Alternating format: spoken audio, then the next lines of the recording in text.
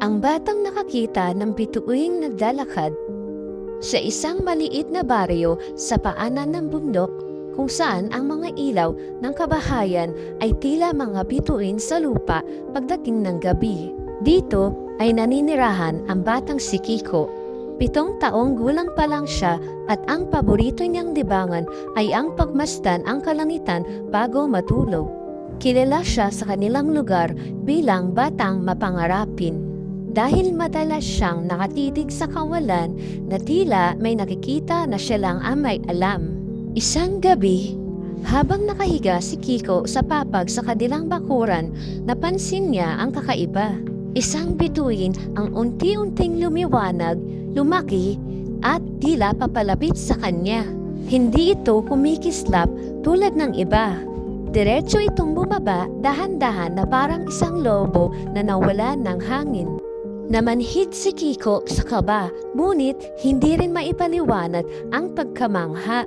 Bumaba ang bituin, hindi sa kabilugan nito, kundi sa anyo ng isang matanda at mabait na babae na may mahabang puting buhok na tila hibla ng ulap.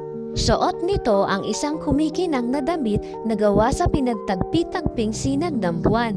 Huwag kang matakot, narito ako upang magbigay ng regalo. Umupo ang babae sa tabi ni Kiko at idinilat ang palad. Sa loob ng palad nito ay isang maliit na butil na kumikinang.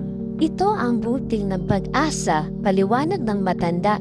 Itanim mo ito sa iyong puso at anumang naisin mong matuto ay magiging posible. Naguluhan si Kiko. Paano po? Tanong niya. Mumiti ang matanda. Hindi ito literal na pagtatanim. Ang ibig kong sabihin, yakapin mo ang pag-asa sa iyong mga pangarap. Maniwala ka sa iyong kakayahan. Sa tuwing nararamdaman mo ang pagdududa, alalahanin mo ang butil na ito sa iyong puso. Dahang-dahang, nagsimulang umangat ang matanda pa itaas at muling nag-iisang kumikinang na bituin sa kalangitan.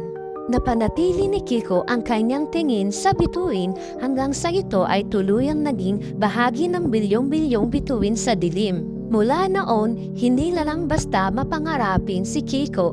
Siya ang batang may pag-asa sa bawat pagsubok, sa bawat pagkakataon na parang imposibleng abutin ang kanyang mga pangarap.